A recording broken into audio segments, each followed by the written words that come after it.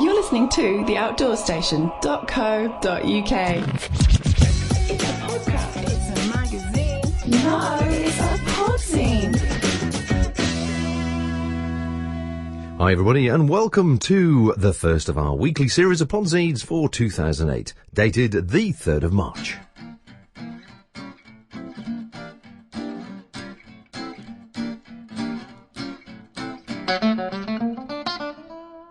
Yes, if you're a first-time listener, welcome to the Outdoor Station, and if you're a familiar listener, welcome back to our weekly shows. What is the Outdoor Station all about? Well, we produce podcasts, audio programs like this, and also some video material as well, more of which will be coming later, that inspire, inform, entertain, and encourage people to enjoy a healthy outdoors lifestyle. We've got two types of shows that we produce, sponsored shows, ones by companies who are embracing new media, as it were, such as the Cicerone series, which are starting to grow, and there's more coming soon from them, and other independent ones like this one, which is an independent magazine show, if you like. So that's basically what we're about. Now, what have we been up to these last couple of months? Well, we stopped at Christmas time to have a bit of a break and sort of reassess where we were and try and do some alterations and improvements. And of course, it all involves time, doesn't it?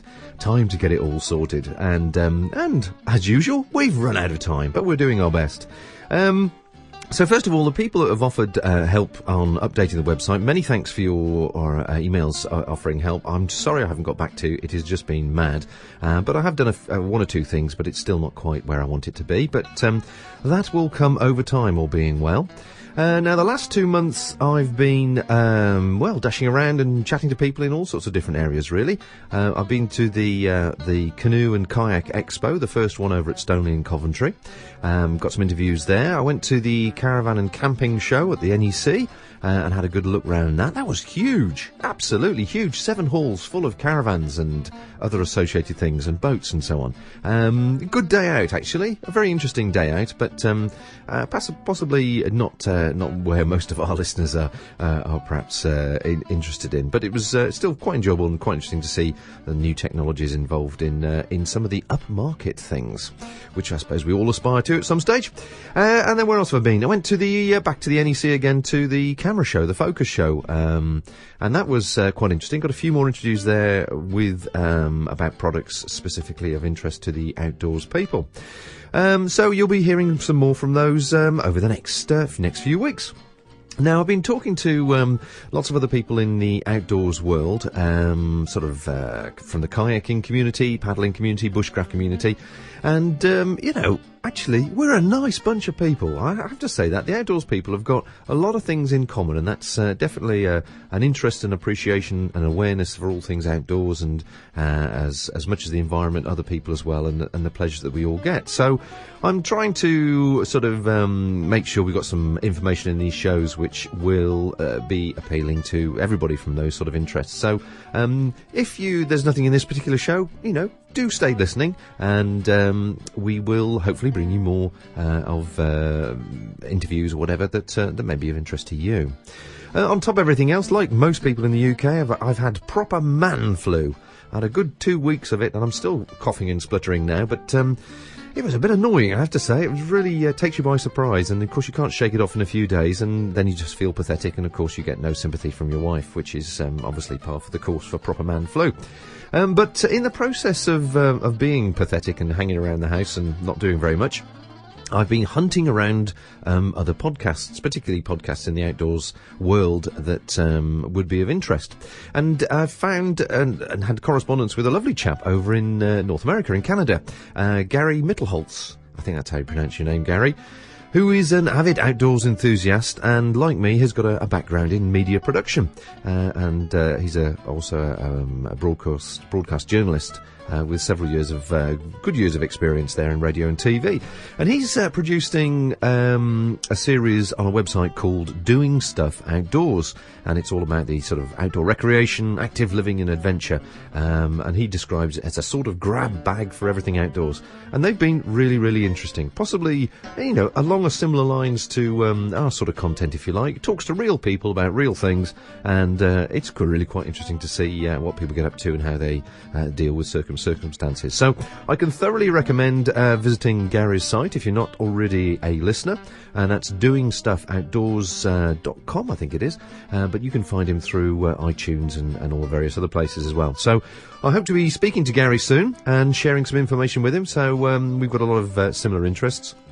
And we both agree that it would be quite nice to actually get a network of people in the different countries, perhaps Australia or New Zealand and America, and do occasional group interviews and so on. So if anybody's listening from those sort of parts of the world and you have got Skype and you'd like to give us some feedback of what's going on in the outdoors world, or feedback on the current weather or whatever else you might be going through, that would be really useful. I'm sure a lot of people who are regular listeners will enjoy that information as well.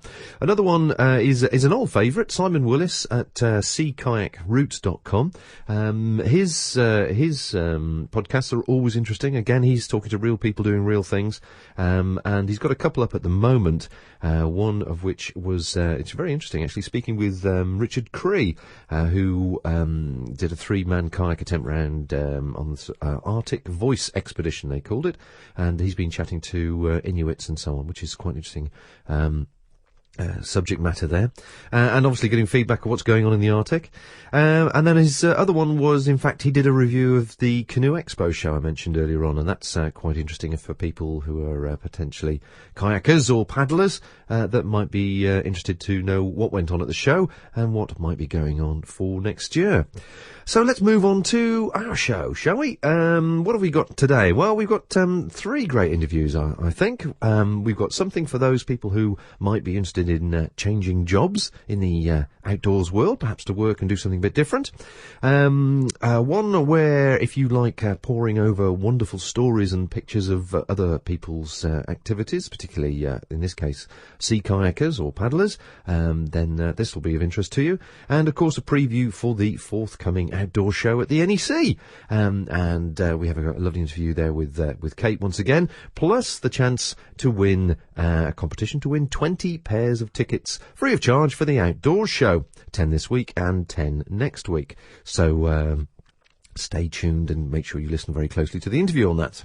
Then, of course, we've got a What's On Diary as well. And now, talking about the What's On Diary, I've actually added a What's On page to the Outdoor Station. So anybody listening that's organising sort of social events that you'd like, you think might be of interest to general outdoors people, or members of the public, as it were, entitled to come along, or you're encouraged to come along, then do drop me a line to info@theoutdoorstation.co.uk, and I'll drop you in the diary, and we'll give it a bit of a push as each week or each forthcoming month sort of hits us, really.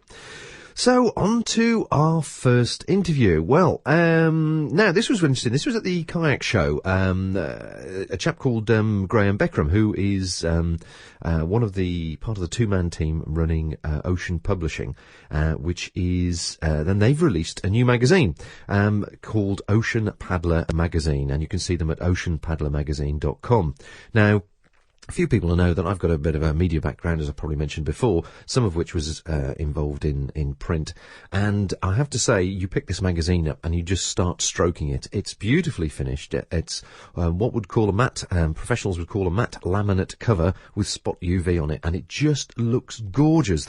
The pictures leap out at you, and the content is just brilliant. It's all about people doing things.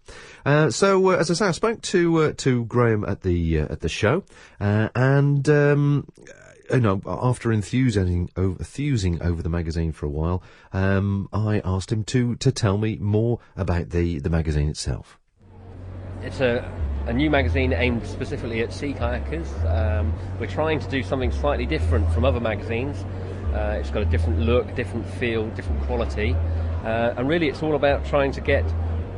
We really wanted to be inspiring paddlers to get out there and do more, so it's more aimed at giving examples of where people would go, giving advice on how to do different things, just providing that inspiration to get more people out there, more people into sea kayaking, and getting sea kayaking the recognition that it deserves in the sort of magazine press. Well, it's certainly, spent the last 10-15 minutes with you flipping through some of the editions you've got here, and it's absolutely beautiful. I must compliment you on the actual quality of it. I'd call it a coffee table magazine. It's high gloss magazine. Yeah, very much so. And when we set out to do it, we had a few we had a look around at what other magazines outside of the kayaking market did, and we looked at magazines that inspired us to do things, and came up with some ideas. And yeah, Coffee Table is sort of the thing we wanted it to do, because we wanted it to be a magazine that a sea kayaker could read and go, wow, this is what I do, but equally be a magazine that a sea kayaker could proudly give to a non-paddler and say, this is what I do and this is why I do it. Because sea kayaking is one of those activities that is almost very difficult to get across if you're a paddler to a non-paddler. They don't get it, and most photos are taken, whilst you're in the environment. So the camera's bouncing around. So there must be hundreds and hundreds of millions of shots of bows, blurred with drips on the camera lens. But we're just trying to focus in on the whole imagery and trying to just guide people into what it is and capture the essence of what sea kayaking is to us. Well, it's certainly, as beautiful as the pictures are, it isn't all about the pictures. And as you say, the content is very, very practical, useful content. It isn't a diary of somebody who went from A to B. This is if you want to go from A to B, this is how you can do it, and the places to go and the places to camp, presumably, and so on. There's a lot of useful information in there. How have you found the response at the Canoe Expo? Brilliant. We've had a huge amount of feedback, positive feedback from both people who've only seen it for the first time and they're going, wow, it's great, but equally from subscribers who've been with us from issue 1, and they're just saying, it's getting better and better, which is great news for us. Sometimes we're our worst critics, and we look at it and think we could have done much, much better. So it's good to know that our readers are liking it. The magazine is evolving. We're on issue 8. Hopefully we're trying to steer it in the direction that our readers want, and we're getting lots of positive feedback that we're actually a magazine that listens to what our readers want. So we've changed things in response to comments we get on the internet, emails that we receive, comments we hear from people. So we're trying to be their magazine. Ocean Paddler is their magazine, not ours. And I think probably the most important thing to say is that you've both got a background in paddling, so you understand the passion, you understand the feel of the pastime and the sport, and you understand how to put that across. Absolutely, and I think it was that background in paddling it was the background in paddling and the frustration of not getting what we wanted from a magazine out of some of the other magazines that were out there that pushed us down this route. As a sea kayaker ourselves, there's very little other coverage in other magazines. It's almost seen as a smaller relative to, say, the inland side of things, but it's not. There's lots of people out there sea kayaking who felt underrepresented, and I was one of them. So that was one of the driving forces. Really, we wanted to give 84 pages, a lot of content. The imagery's good, but equally the content's there, and having the space allows our writers to expand beyond, this is a sea kayak, this is, we did this, and this, but into areas that interest them. So it's not just an expedition log, it's kind of we've got articles which encompass the history, the traditions of the area. It's fantastic. You've started the magazine back in 2007. Obviously you've got quite a few issues under your belt now, and having been in the industry yourself for several years, or quite a few years, you understand the type of people that actually enjoy sea kayaking. But have you found over the last, say, couple of years now in 2008 that sort of environmental issues and environmental awareness and the carbon footprint are also affecting the way people look at sea kayaking as a pastime or a hobby or a holiday or so on?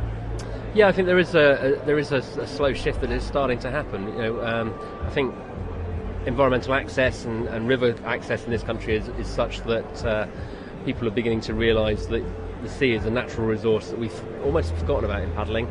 So paddlers are starting to shift across more to it, and through the likes of the magazine and some DVDs we're showing it off. Equally, I think our inland resources for sort of wilderness walking are becoming quite overcrowded. And so people looking for that sense of remoteness, sense of wilderness, can find it through sea kayaking. And to be honest, a lot of the skills that hill walkers and mountaineers have, cross over nicely into sea kayaking once you get over the fact you've got to be able to paddle the boat. But equally, we're finding people are coming straight into sea kayaking, which is good as well. They're not just in the past, maybe a few people sort of got into canoeing, into kayaking in a club sense, and then became sea kayakers once they got into that. But now there's more access straight into sea kayaking itself, and people are bypassing the traditional route in and just getting on with it, really. As we were saying earlier on, I mean, sea kayaking isn't all pleasant paddling in sunshine on flat, smooth waters. If for somebody who's listening to this for the first time in the UK, and obviously we'll give the details on where they can get hold of the magazine and research that, what would you suggest they do to get themselves on the water and in the safest and most enjoyable way? I think two things really. I think go and talk to somebody who knows about sea kayaking to get you the right equipment, because I think it's important that you get the right boat, the right paddle for yourself, and the retail guys can help out on that. They'll give you the information, or any good sort of sea kayaking coach. But equally, I think it's very important that people look to actually get some proper coaching in the sport, because a sea kayak in the right hands, using the right skills, is a fast, manoeuvrable boat.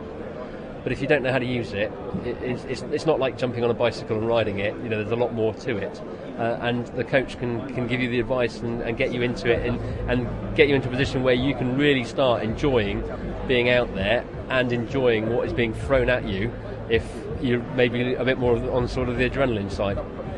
Well, I must congratulate you once again on the magazine. It is absolutely superb, and I really would thoroughly recommend anyone, if they've even just got a passing interest in sea kayaking, to pick up one of the issues, because it's I'm sure it'll have them hooked.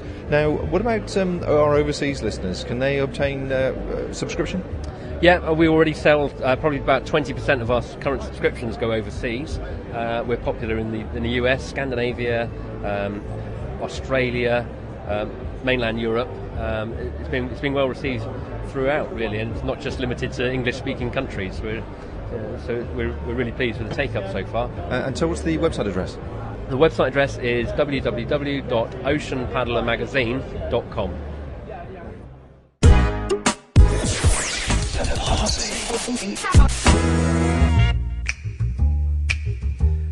And once again, I must congratulate Graham on that magazine. Absolutely gorgeous, and obviously you can tell I'm very enthusiastic about it. I've got no association with them, as by the way. It is just beautiful, and I have been enjoying it. And we are we'll be giving away some copies at a later stage in the next few weeks for people as a prize in one of our competitions. So stay tuned for that.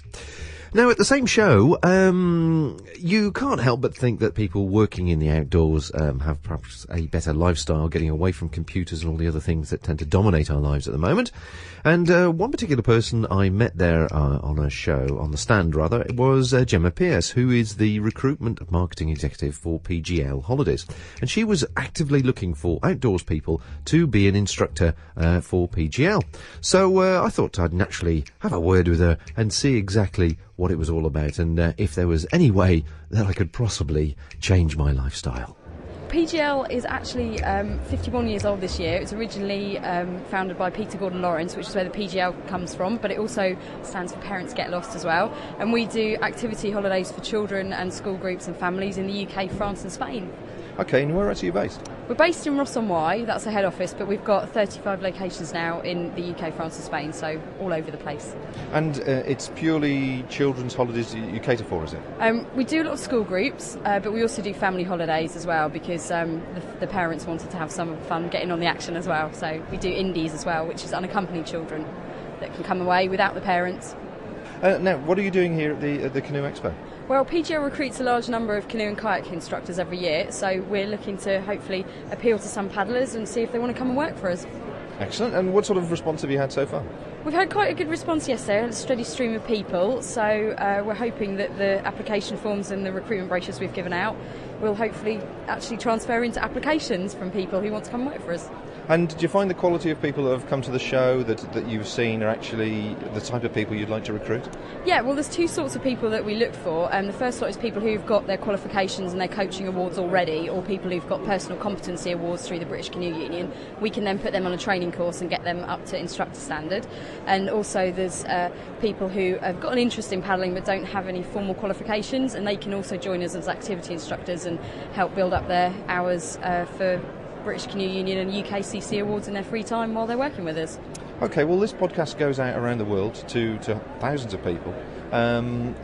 If somebody was listening overseas, shall we say, non-UK based, any more criteria? Is there an age criteria or anything else that they need to consider? Well, we look for people who are really 18 when they can start working for us. We've got a lot of people who come to work for us from all over the world anyway. We get a lot of people from the Southern Hemisphere coming over on their gap year, also people from all over Europe. The best thing to do is you might need a working travel visa, so you need to sort of look into that at your own country's end. But we've got lots of information on the website about all of that as well. And of course, what's the website address? It's www.pgl.co.uk/recruitment. Well, thanks very much indeed, and the best of luck with recruiting some new team. Thank you very much. So what's happening soon in the great outdoors? The Podzine Diary. Yes, the Podzine Diary. Well, I've been beavering away, as I mentioned earlier on, and produced a new page on the Outdoor Station website, .co.uk, called the What's On Diary. What an original name. So I thought I'd gather together various things that I found on the different websites, as well as direct access to the websites as well, for people interested in perhaps socialising more this year. So I'm just going to basically read some of the key things off the diary page. If you've got anything to send us, of course, or tell us about that you'd like some promotion on, please do so, as I said before, at info@theoutdoorstation.co.uk, and we'll add you to the list.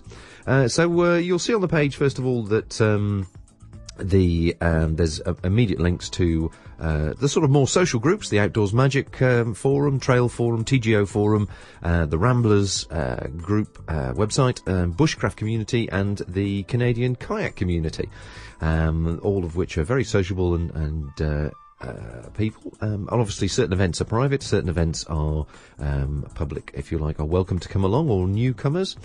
So that's one way of finding them. Go straight there. But I've gathered a few of the ones, plus the other general public events around the UK that I can find, and put them in one place there. So let's have a quick whip through March, shall we? I see on the 8th of March there, the English Heritage Medieval Walk. Up in County Durham, there's a nice walk there.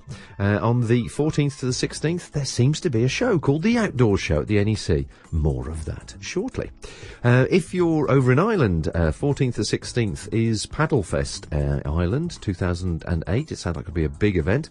Paddlefest, and that's at the Bushmills Outdoor Education Centre, where there would be all sorts of information and knowledge there for you to pick from people. And of course there is the access to the direct website on that, which is www.cani.org.uk. Another ranger walk in the Yorkshire Dales on the 18th as well. Again, there's contact details on the website. And then I've picked up a few of the bushcraft meetings, which are sociable, and the sense that they're inviting newcomers to come along. And I've actually put a shortcut to the threads as well on the various sites. So on the 21st to 23rd of March, there's one in West Wales. On the same dates, there's one in Cornwall. And on the 28th, 30th of March, Middlewood Bushcraft meeting up in Manchester. As I say, there's links directly straight to those threads there as well. And finally, on the 30th of March, there's another guided walk on the Yorkshire Dales National Park, discovering the hidden village. And there's meeting, I think, at Grassington National Park Centre. So anybody else got anything to add to that list, please drop the information to me. That will be growing organically as we go through the year. And there's plenty more there covering April, May, June, July, right through to September. So that is the diary for the moment. And of course, one of the events coming up I mentioned there is the Outdoor Show.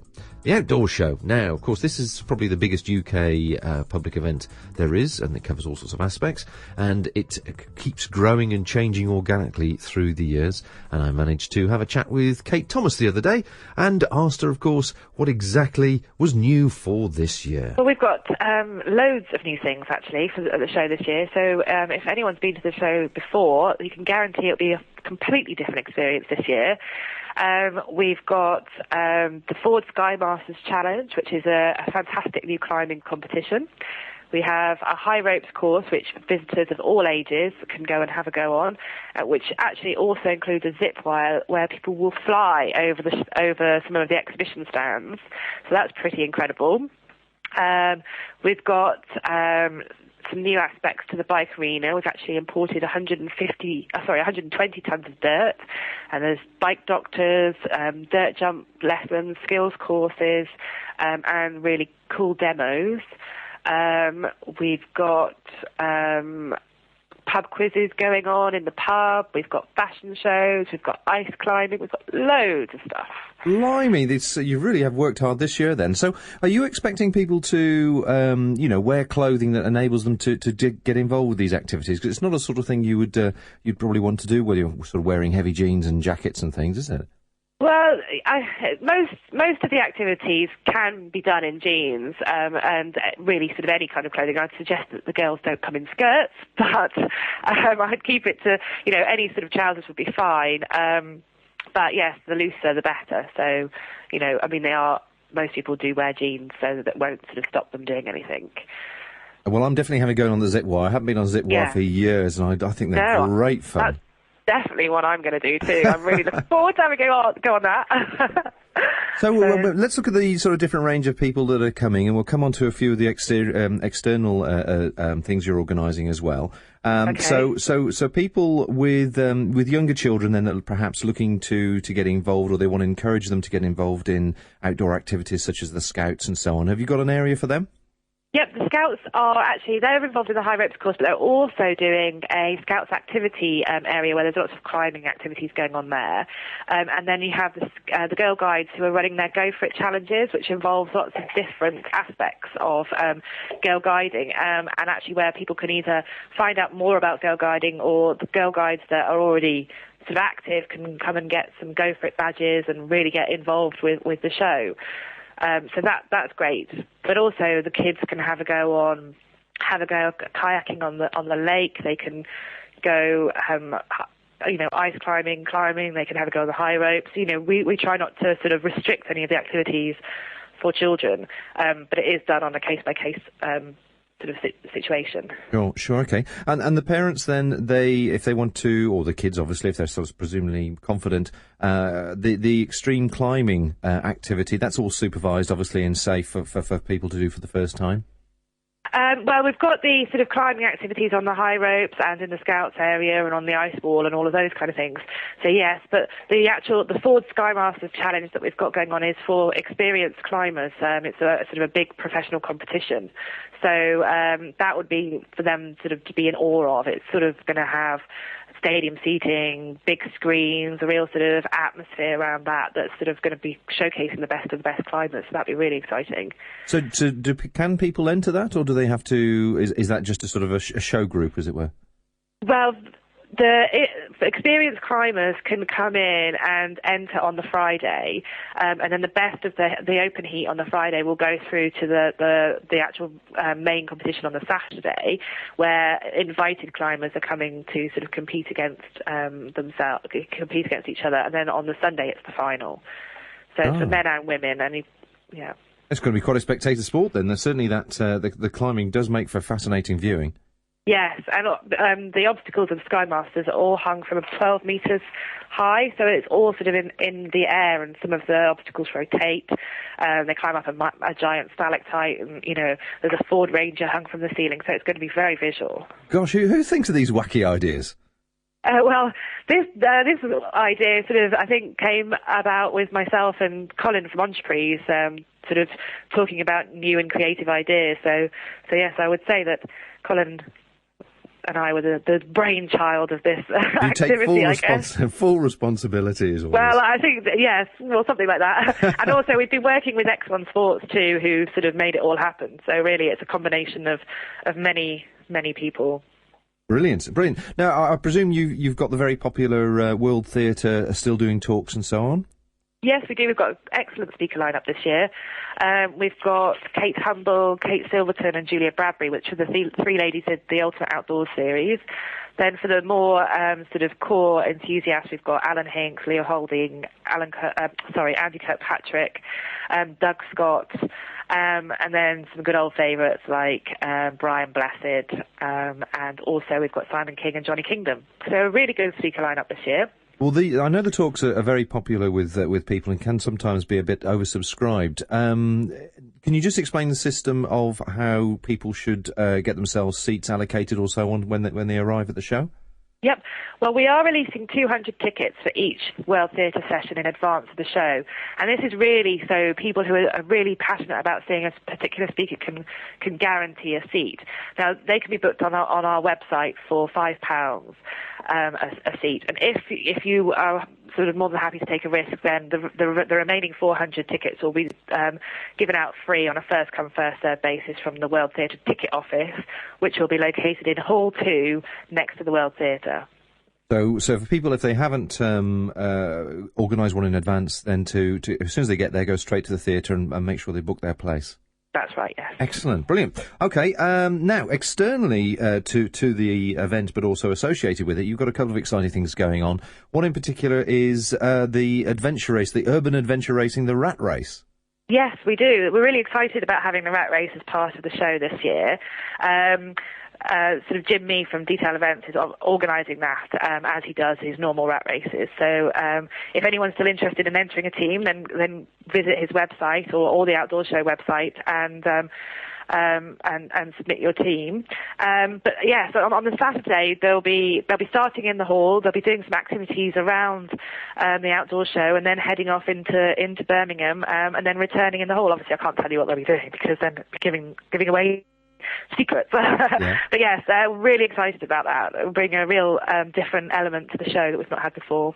Fantastic. And I presume the PA system will be giving people information, explaining what's going on as these people start to arrive and so on. Yes, there'll be that all going from the Rat Race Village that will be in Hall 3 at the show. Brilliant. Okay, well, and obviously people want to apply for that, they can do that through the site.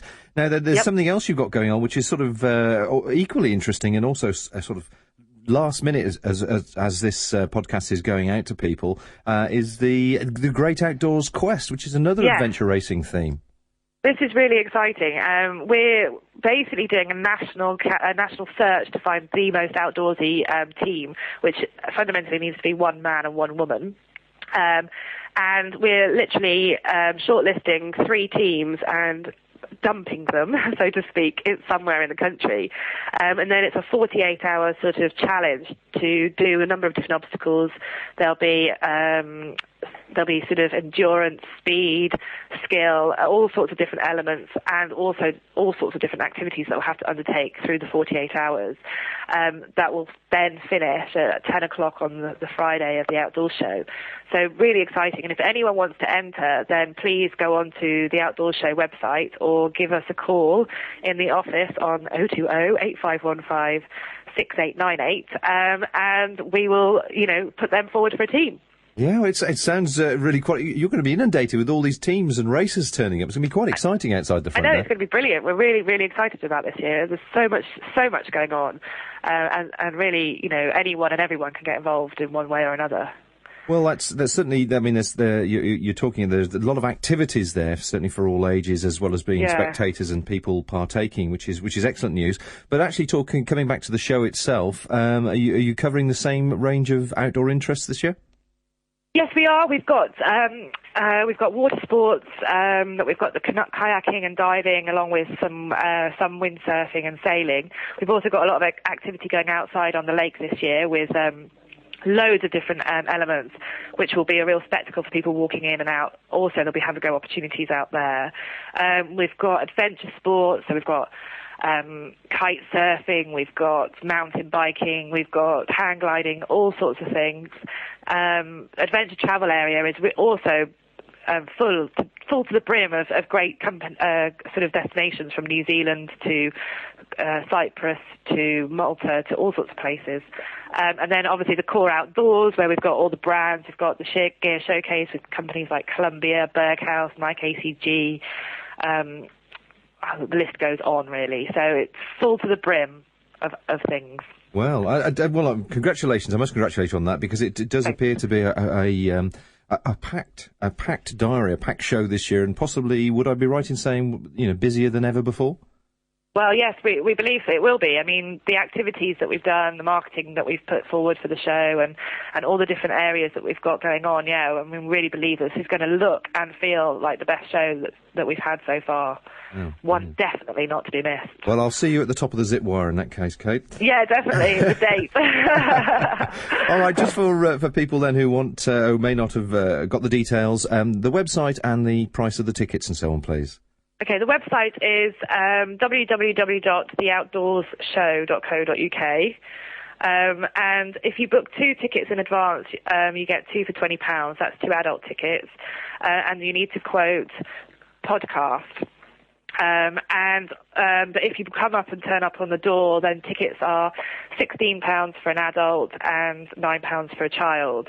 We also do a family ticket, which is £35 in advance and £45 on the door. So really it is beneficial for you to book in advance, especially with a 2 for £20. Quote podcast. Oh, quoting podcast. Yeah, if they quote podcast, then they'll get 2 adult tickets for the price of £20. So that's £10 each as opposed to £16 each on the door. Brilliant. Excellent. Well, thanks very much indeed for that. I look forward to seeing you at the top of that zip wire, and we'll see if we can continue the interview then. Lovely, great. Thanks very much. See you there. The Podzine.